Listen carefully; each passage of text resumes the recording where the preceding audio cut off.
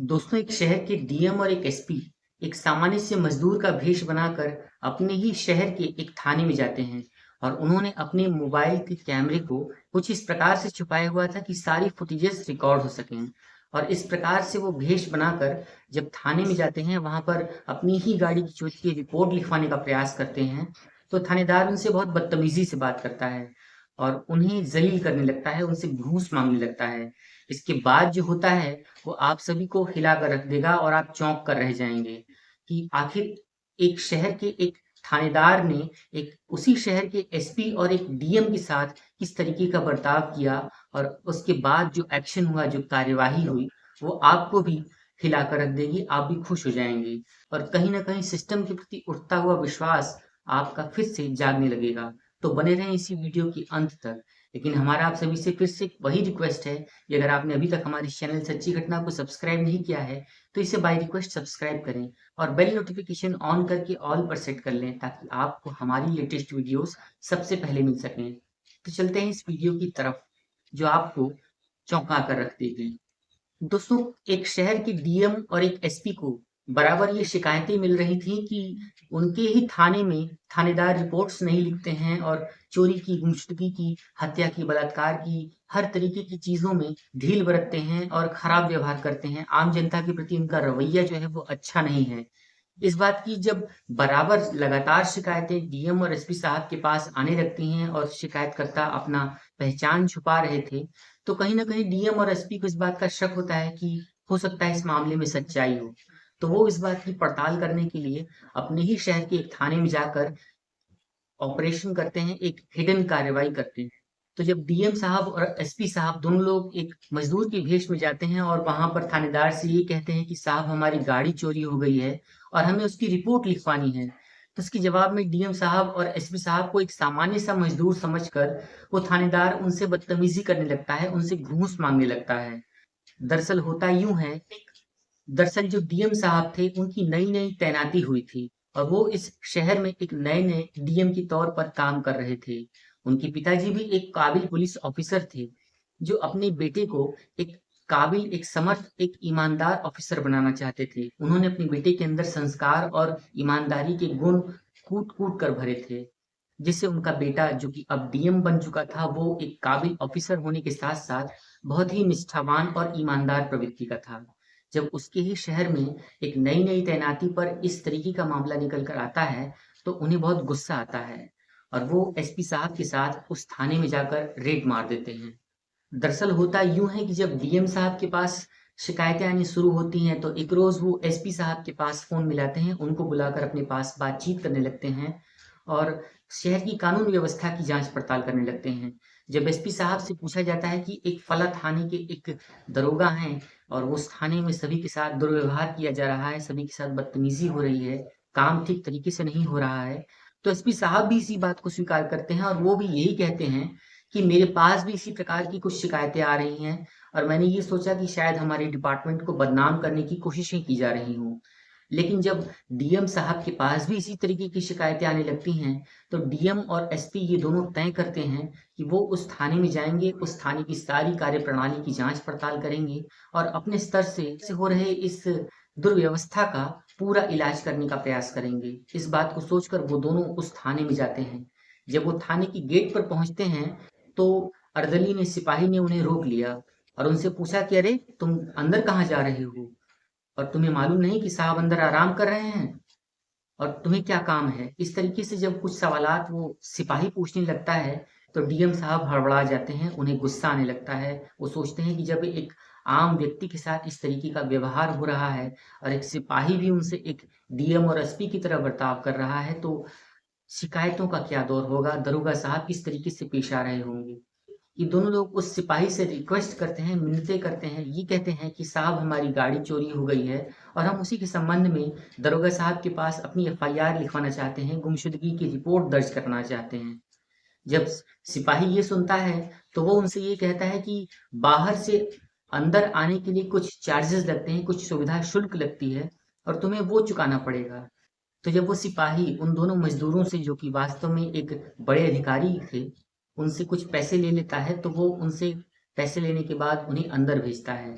जब ये दोनों लोग अंदर पहुंचते हैं तो अंदर का नज़ारा देखकर वो बहुत हैरान हो जाते हैं कि आखिर थाने की कार्यप्रणाली कुछ इस प्रकार से है कि जहाँ पर एक फरियादी को भिखारी की तरह से देखा जाता है और ट्रीट किया जाता है। जब वो दोनों लोग थानेदार की टेबल पर जाते हैं तो थानेदार आराम फरमा रहे थे और वो आराम फरमाते हुए ही कहते हैं, तुम लोग यहाँ क्यों आए हो और यहाँ पर तुम्हें क्या काम है? चलो बाहर जाओ, बाद में बात करता हूँ। कुछ इस प्रकार से थानेदार साहब ने उन दोनों लोगों से बदतमीजी से पेश की और उनसे बदतमीजी से बात की। जब इन दोनों लोगों ने थानेदार साहब से कहा कि साहब हमारी गाड़ी चोरी हो गई है और हम उसके संबंध में रिपोर्ट लिखवाना चाहते हैं और अगर आप चाहेंगे तो हमारी गाड़ी हमें मिल जाएगी। ये गाड़ी ही हमारा रोजी रोटी का एक साधन है और हम चाहते हैं कि जल्दी से जल्दी हमारी गाड़ी मिल जाए।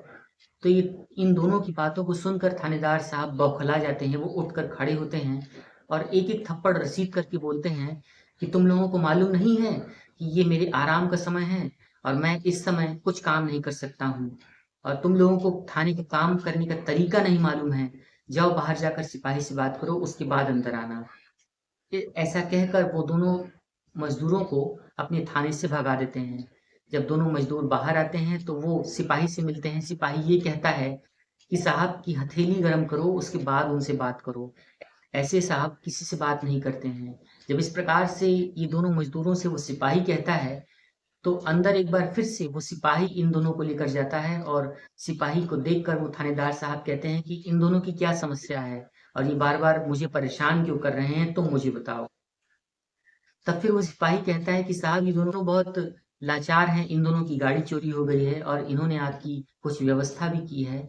और ऐसा कहकर वो थानेदार साहब को कुछ हाथ में पकड़ाता है जिसे थानेदार साहब लेकर रख लेते हैं और उसके बाद वो कहते हैं ये तो बहुत कम सेवा है और हमें बाहर जाकर ढूंढने के लिए पैसों की व्यवस्था करनी पड़ती है, थाने में तेल लगता है, हमें परेशानी होती है, हमारी भी फजीहतें होती हैं और तुम क्या सोचते हो कि इतने बड़े शहर में तुम्हारी गाड़ी बहुत आसानी से मिल जाएगी?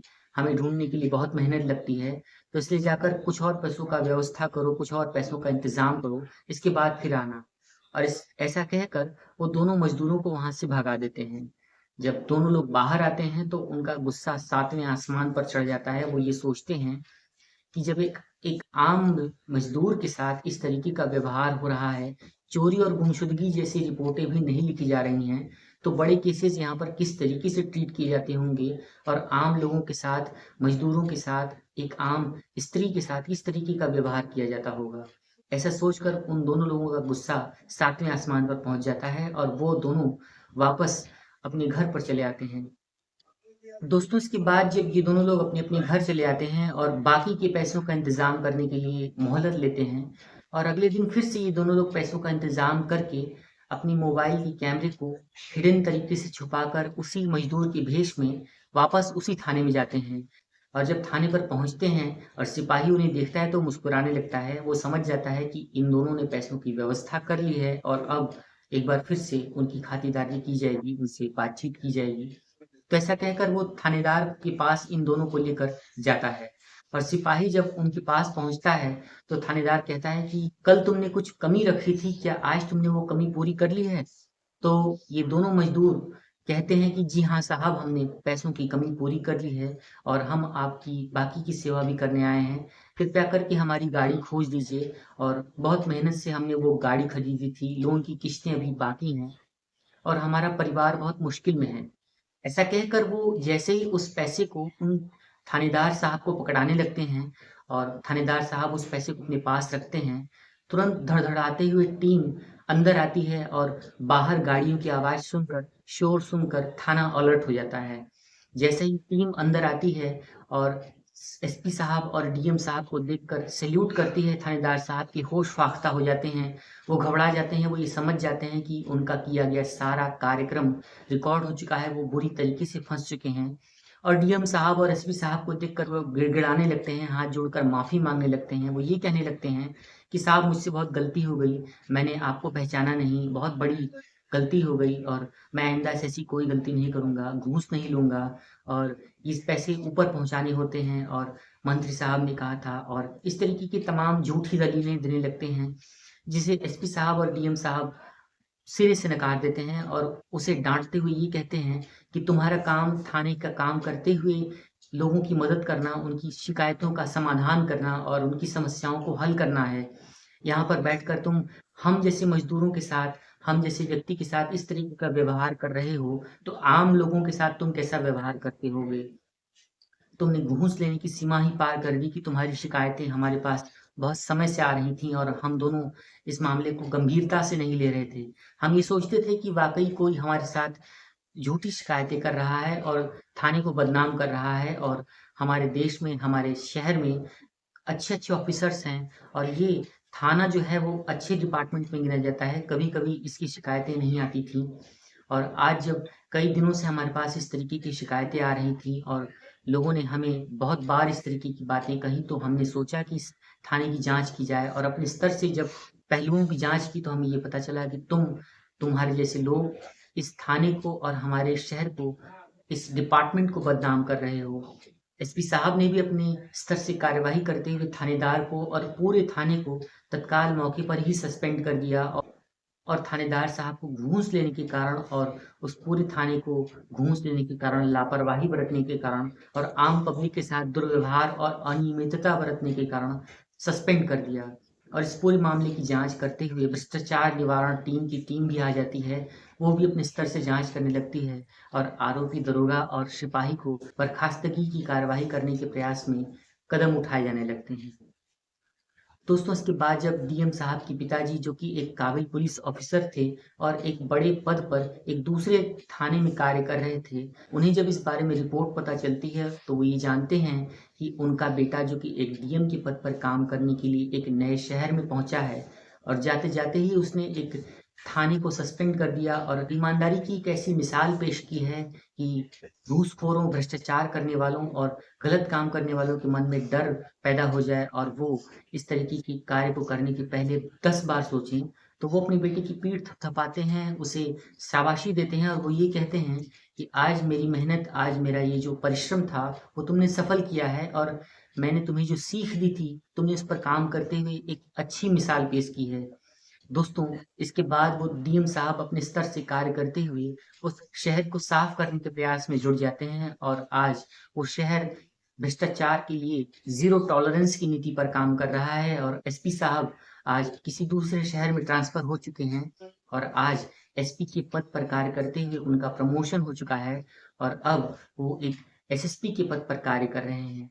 दोस्तों, इस पूरी सच्ची घटना के संबंध में और डीएम और एसपी साहब के संबंध में आपकी क्या राय है? कमेंट करके आप हमसे ज़रूर बताएँ और अगर आपको आज की ये सच्ची घटना, आज की रिपोर्ट पसंद आई है, तो बाय रिक्वेस्ट हमारे इस चैनल को सब्सक्राइब करें और बेल नोटिफिकेशन ऑन करके ऑल पर सेट करना ना भूलें, जिससे आपको हमारी हर लेटेस्ट वीडियोस, हर नोटिफिकेशन, हर इन्फॉर्मेशन सबसे पहले मिल सके। एक नई सच्ची घटना के साथ, एक नए वीडियो के साथ हम आपसे फिर मिलते हैं। तब तक के लिए आप सभी अपना-अपना ख़्याल रखें, अपने आस-पास के माहौल पर नज़र बनाए रखें और सुरक्षित रहें। जय हिंद, वंदे मातरम।